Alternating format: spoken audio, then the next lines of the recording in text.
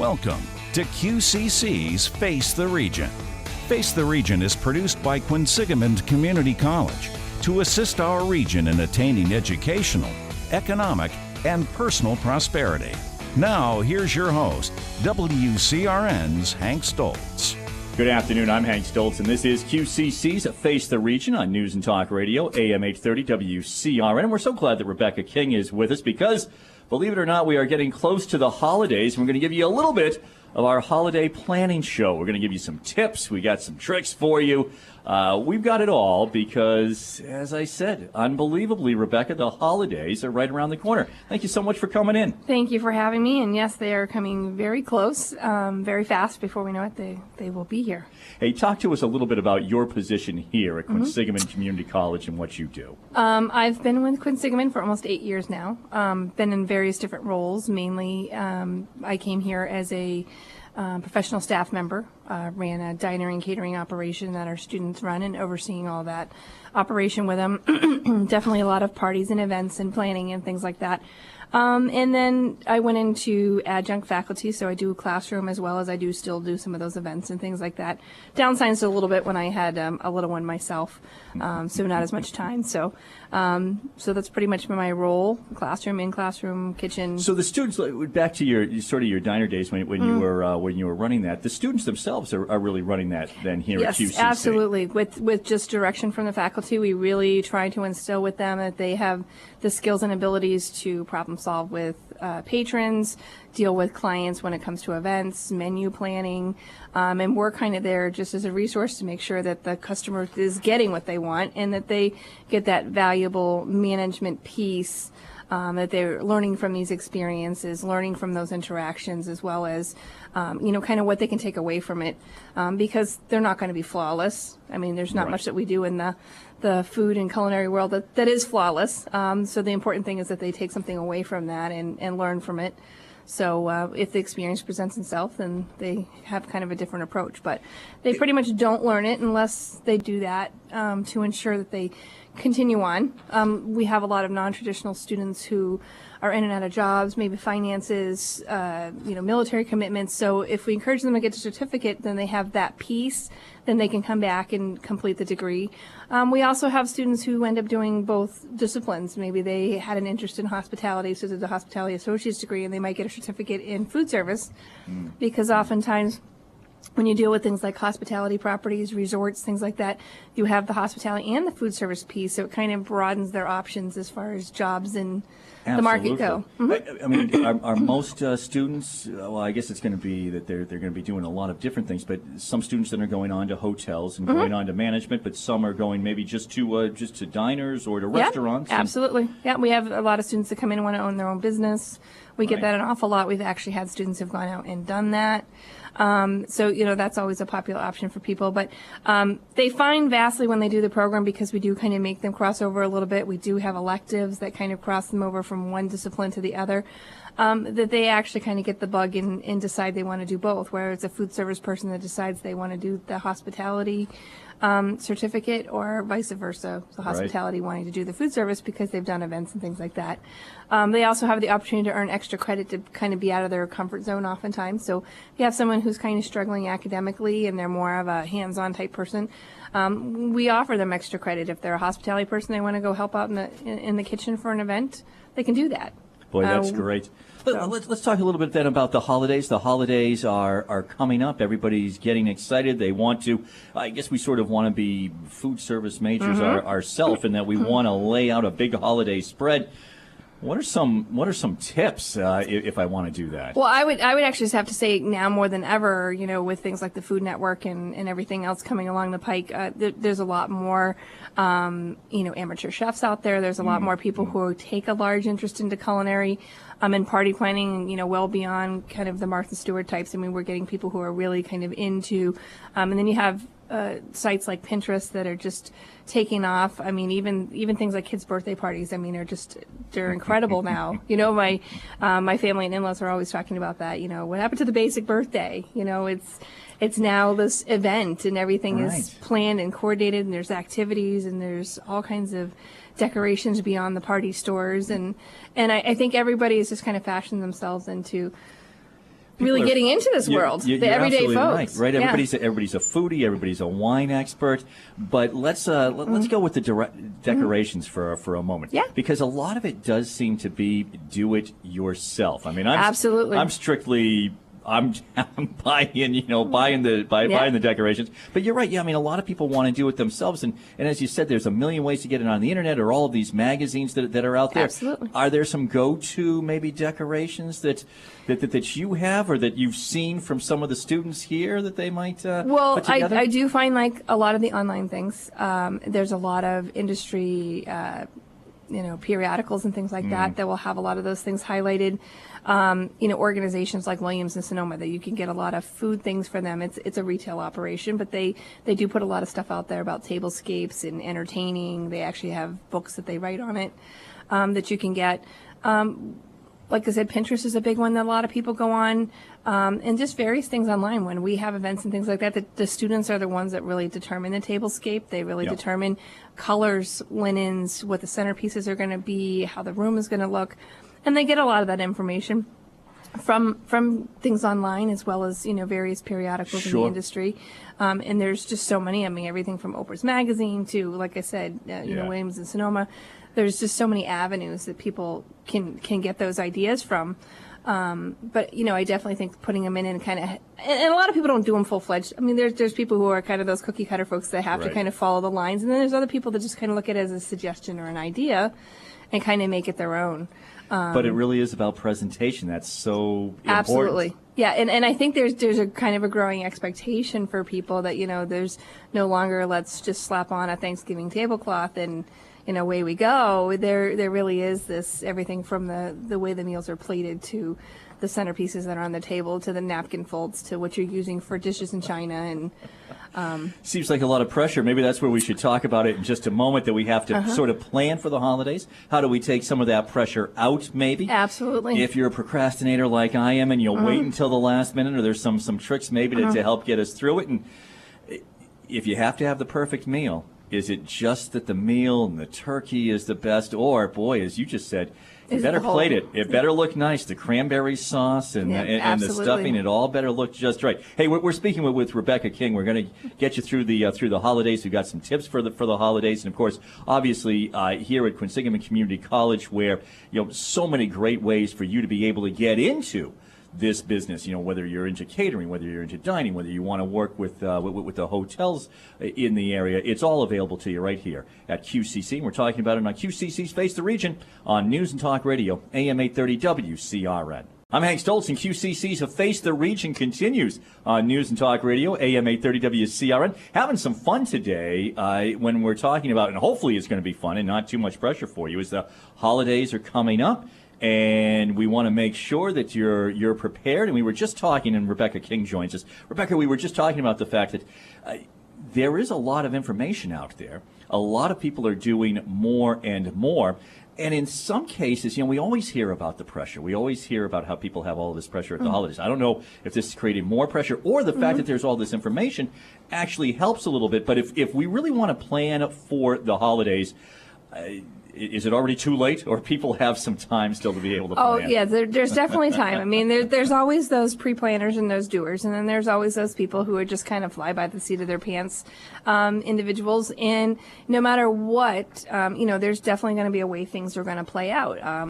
How much stress you put on yourself is going to be basically how much you feel like you have to live up to that expectation. But generally, if somebody's going to kind of go all out and do this planning, it's obviously someone who has an interest in it, and they're going to have an enjoyability there.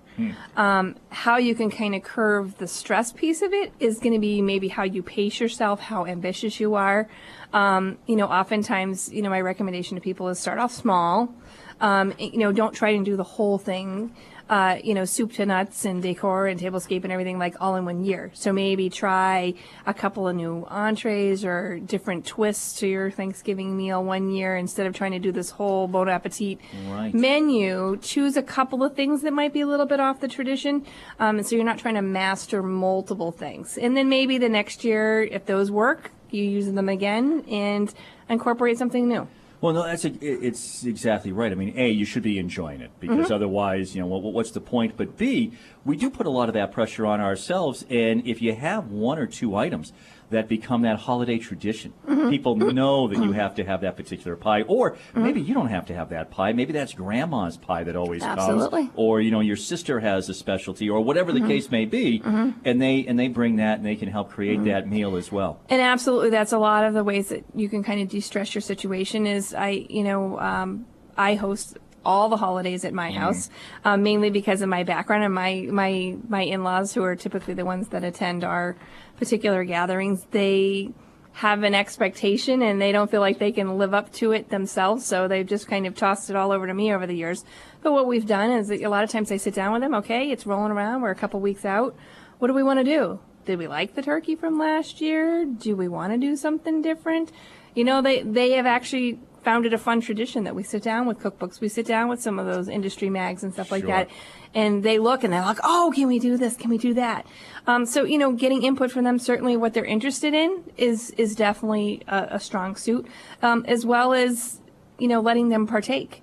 It's a lot to do, even for someone like me who's been doing this for years, to do things from soup to nuts is very, very difficult. And like you said, there's always those things that particular people like. Maybe it's something they do the best. So I tell people tap into that. Make that their thing that they contribute.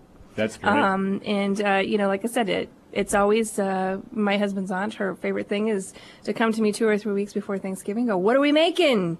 What are we doing? And she just loves picking out the menu and then watching me create it and invent it. They also, because they don't like to kind of carry out the whole preparation piece, what's been their long-standing tradition is they always come the night before and they help peel vegetables, slice and dice things. Perfect. And things like that. So they're not involved in the actual preparation and putting together the item, but they take some of the work out of your plate and kind of, work as your sous chefs a little bit. Right, no, and it's much needed. It's an enjoyable time. It's communication. Sometimes you order pizza, you get, have a couple of glasses of wine if that's what you do, and you make it kind of a fun thing, and then everybody contributes. And I think it takes the stress off the host, and I think it also makes them feel like they were part of the meal. So you've given us a little behinds the scenes of actually how you do it, and everybody joins in your family. So when Rebecca King really sits down to create that perfect meal, what do you end up doing? I mean, are you up at 3 a.m. and it's just hours and hours? Absolutely. Actually, my biggest recommendation to people is do it in a digestible form. Especially a lot of the holiday-driven menus, they'll have notations on there. Can be made 2 days ahead. Can be made, 3 days ahead. Can be done the night before. And my suggestion to people is to do that. I mean, my family sometimes laughs at me because I will literally slice and dice what I need 1 or 2 days beforehand, and I will have all the spices measured out, all the herbs chopped, or whatever I'm doing for that particular thing, and I'll put it all in a bag and I'll put it in my fridge downstairs. So when it comes down to preparation, literally it's just putting things together. We've adopted a traditional of doing this one particular turkey that everybody likes, and it takes some time. And it's like 3 days out, I'm starting that things, but it's a recipe that clearly says you can do this 1 day, 2 days, a week in advance. That's a way to kind of make it a little bit easier. Like I said, slicing, dicing, what you got to do, as long as it's not going to hinder the quality, do it ahead of time. Measure those things out. I also have a 3-year-old at home, so the day of is always tricky. So like you said, getting things ready to go as much as you can 1 or 2 days before, it certainly takes the stress off and definitely makes it more enjoyable for you, that you're not kind of putting yourself up against this wall in time frame. Now, one thing that I think is certainly happening these days is that you have more and more guests who may be coming over who are gluten-free, or they're vegetarians, or they're vegans, or World Health Organization tells us, no more hot dogs, no more red meat. I was just reading about the processed foods today. Oh my goodness, everything's gonna get. And absolutely, I have several family members, including myself, that are diabetic. So there's definitely, over the years, we've adopted and modified our menu a bit. And of course, in the holidays, most people throw that stuff out of the window. But I have had people that only eat, turkey, that only eat the vegetables. You certainly deal with those types of things. There's a lot of techniques and things that you can do with that. My in-laws, I actually got them completely converted over from like the traditional boiled squash, mashed squash, to a roasted squash, which they actually love and prefer, and they won't even eat the other stuff anymore. But by roasting things, you're flavorful, virtually little to no fat. There's no sugars or spices or anything like that. Just a little bit of sea salt and some pepper and some herbs, and it's just as sweet as if you boiled it and mashed it and threw all kinds of sugar in it. They didn't quite believe me, but definitely roasting things like asparagus versus boiling it. You get more nutrients as well as more flavor, but without the fat. You don't need a hollandaise sauce. You don't need butter. You don't need a lot of those things. I even know people now who actually physically roast the squash and then mash it. Because the roasting gives it more of a flavor. You're not boiling out the nutrients and things like that. Things like sweet potatoes. My in-laws are not a huge fan of sweet potatoes, but obviously they're better for you than white potatoes. I've actually got them hooked on a potato that I do. It's a non-traditional sweet potato that I mash with a little mascarpone cheese and just a little bit of fat-free or reduced fat sour cream, but there's no butter. There's just a pinch of salt. But there's no butter, there's no sugar, there's just a sweet potato with just that little bit of creaminess. And, people who aren't sweet potato fans actually like them because they're more like a traditional mashed potato, but it's a healthier mashed potato because it's made with sweet potatoes. A lot of those things are out there. We're speaking with Rebecca King here on QCC's Face the Region, and she's an adjunct professor here. She's also our holiday expert for you, and we're going to be talking about the decorations and how we can decorate for the holidays straight ahead here on News and Talk Radio, AM 830 WCRN. QCC's Face the Region continues. This is a special holiday episode, and we're giving you some of the tips and the tricks and some ways in which you can really make your home just a wonderful place for the holidays and hopefully de-stress it a little bit as well. Rebecca King here helping us out. As you said, there are things that you can do a couple of days beforehand.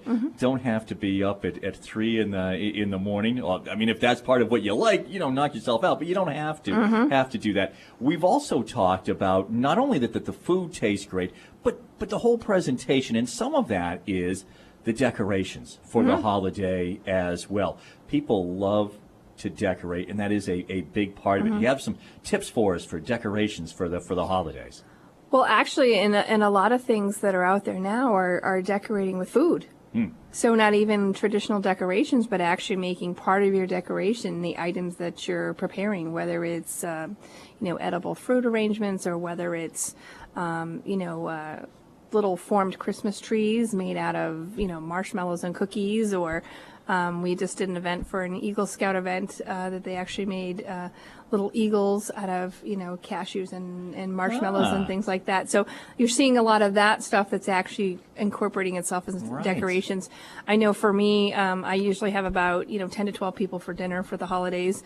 Oftentimes traditional centerpieces kind of go out the window because there's so many people and there's so much food on the table that oftentimes I incorporate things like a soup or a salad, which also lends to the healthier aspects. So if you're trying to cut down on health, I usually try and do a soup or salad to start with, and that kind of cuts down on the main meal for people as far as eating, but it also can be a lovely decoration for your table versus traditional flower centerpieces or something like that that's going to be removed in about 5 minutes afterwards.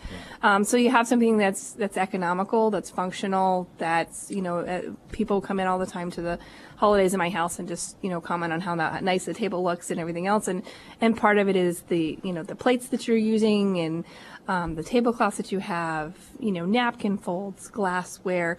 So there's a lot of techniques you can do without being kind of crazy that you can kind of reuse and recycle a little bit. You just want people to come in and say how nice it looks, and then that helps get them in the mood. Yeah, and and as far as your decorations, sometimes people are like, oh, well, I just don't have time to decorate and things like that. So, like we said before, sometimes doing some things ahead of time. I know for me, a lot of times if I'm starting to, like after breakfast and stuff like that kind of gets done and cleaned up in my house, and I'm starting to actually get into the nitty gritty of the meals, actually in between preparing things, I'll go over and set my table up and, just have it done. So I'm not like when people are arriving, trying to put those finishing touches. So I kind of get that the way I want it. And then basically I'm immersed in the meal and getting that out and greeting guests when they come. And I don't think enough people sometimes think about that literally just kind of getting the table and the decorations and things you have kind of preset or even like you said, instead of getting up at 3 o'clock in the morning and doing that stuff, maybe that's the first thing you do before you you don't go want to into be the running kitchen. around. Especially if you have a separate dining room or something like that, it's kind of easier to Yeah. to do those kinds of things. If you're going as fancy as napkin folding and things like that, a lot of that stuff can be done ahead of time. So like literally, you're just plopping it in place. You could do it a day or two in advance and things like that. Let's bring it back to some of the things that the students are doing here at QCC and some of the things that they're learning. So now you've gotten a job, you're in the culinary industry or you're in the hotel industry, and all of a sudden you're not putting it on for grandma and mom and dad and everything, but you've got 1,000 people coming, or you're going to have to feed hundreds. Same thing, only a larger scale, or how does it kind of change? Actually, oftentimes it is, and sometimes we're faced with the constraints even more uniquely. Is sometimes you're working venues, you're doing things that you can't set up so far in advance. Maybe we can't get into somewhere within, more than 2 hours in advance, or maybe there's another event in there and rooms have to get changed over. A lot of times what we have to do is we have to kind of improvise how we're going to get that stuff done. Obviously, we can't do everything right then and there or within an hour's time. So that's when we think about things like folding all the napkins up. Maybe when it comes to things like water glasses, if they're preset, we will get them all iced down in the racks.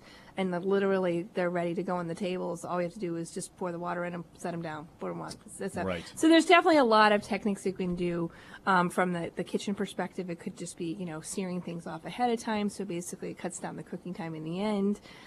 So there's a lot of things that we can do to do that. But we do oftentimes find ourselves in those situations where, we're having to kind of think about that timeline and getting those things put together, because we may not have as much time as we'd like to set those things up. Sure, and this is some of the things that the students are thinking about and working on. And those are the things; those here. are the problems that we present to them, and we basically say, how would you do this?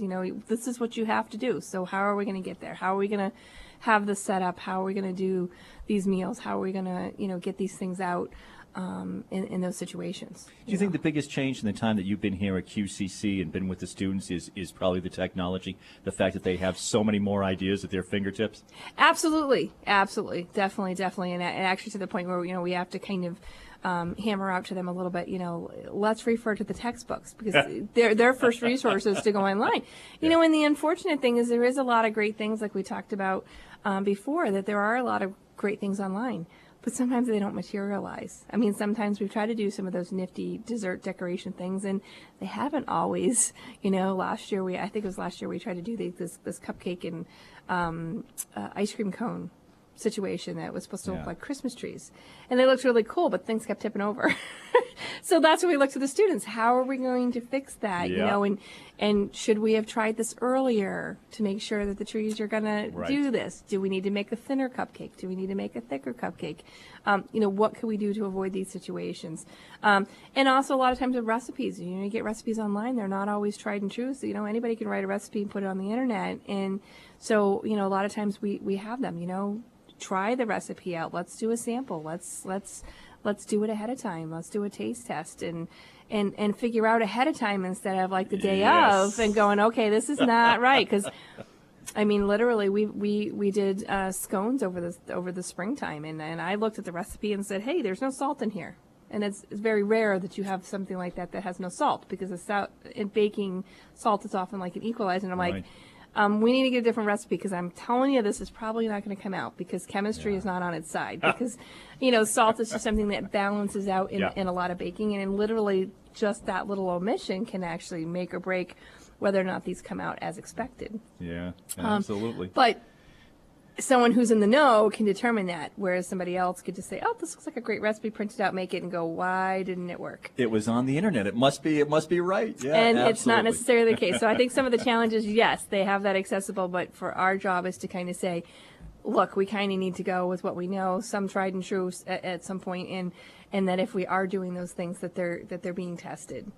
And that there's some sort of reinforcement, and that we're not afraid to make modifications if we find them not, the end product is not what we like or acceptable. Sure. Rebecca King, hey, wonderful. Thanks so much for coming by, talking to us about the holidays. Great to have you here on QCC's Face the Region, and as always, thank you for joining us. I'm Hank Stoltz on News and Talk Radio, AM 830 WCRN. This has been Quinsigamond Community College's Face the Region with your host, Hank Stoltz. Join us again next weekend on AM 830 WCRN.